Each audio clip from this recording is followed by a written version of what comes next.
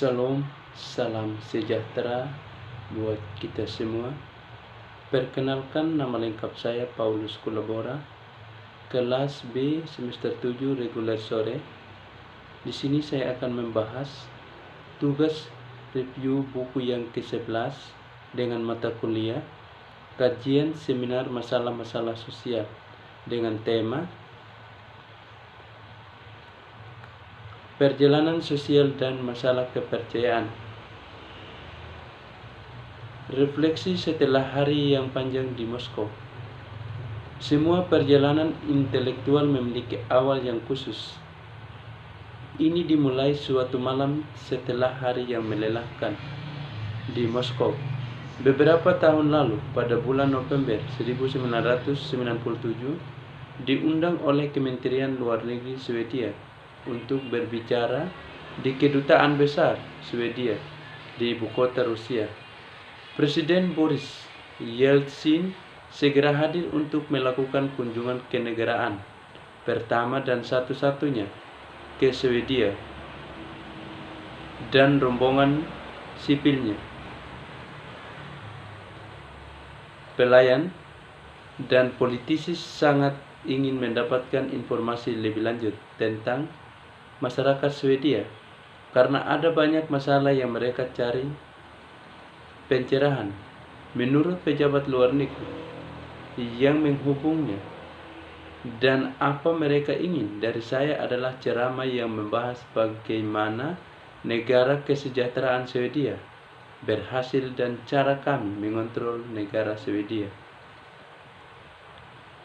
Setelah ceramahnya dan diberikan oleh tamu undangan lain dari Swedia, kedutaan telah mengatur jenis minuman biasa dalam diplomatik konteks untuk mempromosikan diskusi yang lebih informal antara Swedia dan Rusia.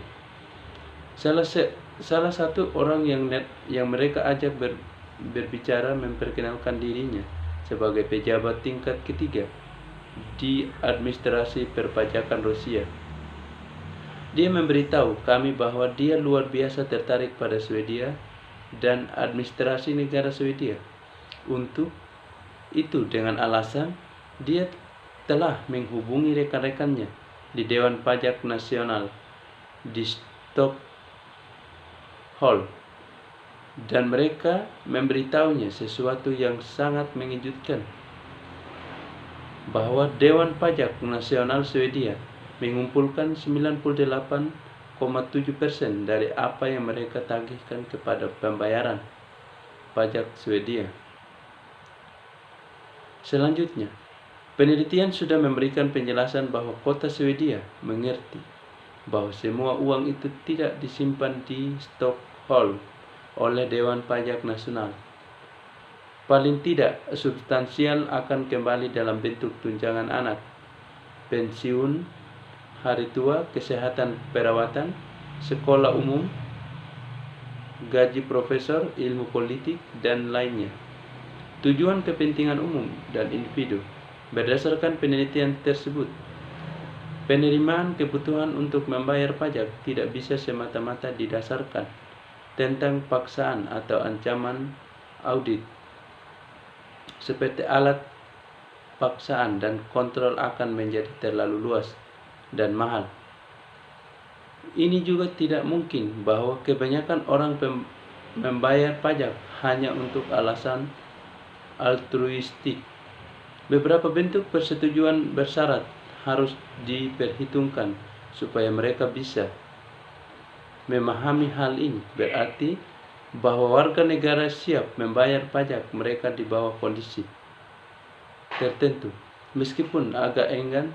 Kondisi ini dulu orang percaya bahwa kebanyakan orang lain mungkin membayar sesuai dengan yang seharusnya. Dan kedua, sebagian besar uang digunakan untuk tujuan yang dianggap orang sah. Sangat menarik dan sungguh menakjubkan seperti kata temannya saat bicara di Rusia. Dia menjelaskan bahwa ada dua alasan mengapa kebanyakan orang Rusia tidak membayar pajak mereka. Karena sesuai dengan alasannya, dia sampaikan batas tertentu agar warga Rusia percaya dan tidak bermain-main lagi membayar pajak. Selain itu, mereka percaya bahwa sebagian besar birokrat, pajak, dan pegawai negeri sipil lainnya korup sampai ke inti, entah mereka menerima suap atau dibiarkan orang keluar dari membayar pajak, atau mereka secara pribadi menyita porsi pajak yang dapat diterima meskipun semuanya benar-benar dibayar. Jika bertentangan dengan semua harapan, beberapa pendapatan pajak mencapai penerima yang tepat dalam administrasi negara Rusia. Kepercayaan umum adalah bahwa pegawai sipil keuntungan juga korup atau bahwa dana dihabiskan untuk umumnya tidak sah atas tujuan. Birokrat Rusia kemudian bertanya-tanya apakah benar bahwa kebanyakan pejabat-pejabat di administrasi negara Swedia tidak dapat disuap. Dia menjawab masuk afirmatif dan kemudian bertanya, agak diam-diam, apakah keyakinan warga Rusia tentang korupsi yang meluas dan penyuapan di administrasi pajaknya pendaftaran didirikan? Oh ya, jawabnya terus terang membuatnya mereka terkejut. Ini adalah birokrasi besar dengan lebih dari 100.000 pegawai negeri dan tentu saja banyak yang siap, mau dan mampu menerima suap, tapi kebanyakan dari mereka juga sadar bahwa situasi saat ini tidak dapat dipertahankan dan secara fundamental tentang korupsi yang umumnya merajalela. Dia mengatakan bahwa masalahnya sebenarnya adalah sama seperti para pembayar pajak. Tidak ada gunanya menjadi satu-satunya pegawai negeri yang tidak menerima suap jika seseorang percaya bahwa hampir semua orang melakukannya. Ketika menuliskan hal ini, bahwa ada laporan di surat kabar Swedia tentang masalah, petugas polisi di St. Petersburg menambah gaji mereka dengan merampok turis barat dan pengusaha.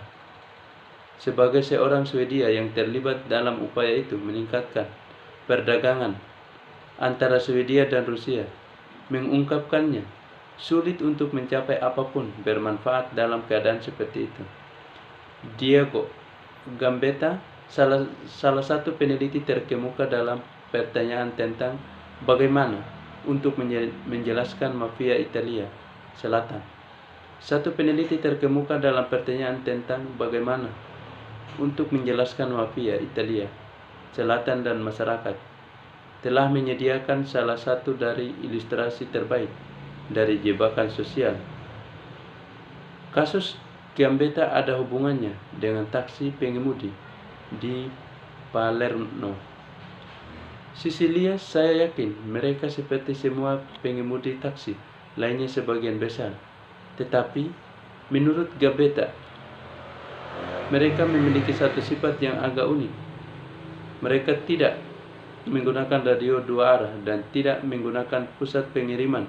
Alasannya adalah saat mereka memperkenalkan ide-ide baru itu pada awal 1980-an, sistem ini merosot menjadi kekacauan dan anarkis universal. Pelanggan, pemilik taksi, dan supir mereka menggunakan semua keuntungan dengan sistem seperti itu. Itulah sebabnya mengapa kebanyakan pemilik taksi wilayah dunia telah membentuk aliansi dan berbagi biaya yang serupa pusat pengiriman meskipun mereka sebenarnya bersaing satu sama lain.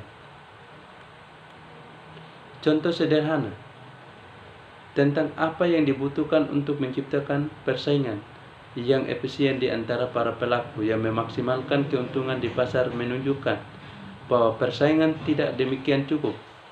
Para aktor juga harus setuju untuk mendirikan lembaga yang tidak diatur oleh persaingan dan kepentingan pribadi, tetapi lebih didorong oleh norma-norma seperti ketidakberpihakan dan kepentingan umum. Dalam hal ini, gagasan lembaga semacam itu adalah bahwa pelanggan dapat menghubungi pusat pengiriman yang menanyakan pengemudi mana terdekat ke alamat tersebut. Dan ketika pengemudi itu merespon, meminta mereka untuk mengambil ongkosnya.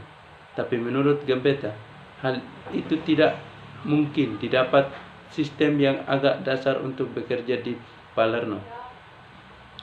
Alasannya adalah itu bahwa untuk mendapatkan tarif paling banyak, para pengemudi taksi di Palermo sering berbohong tentang seberapa dekat mereka dengan tempat-tempat di kota.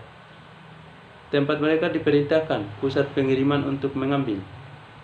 Tarif konsep pusat pengiriman didasarkan pada fundamental tetapi prinsip yang tidak pasti, bahwa pengemudi taksi dapat yakin bahwa tidak satu pun dari itu yang lain akan mengatakan bahwa mereka lebih dekat daripada yang sebenarnya untuk mendapatkan ongkos seperti itu. Sebuah norma sosial harus ditetapkan untuk sistem bekerja. Sekian dan terima kasih. Tuhan memberkati.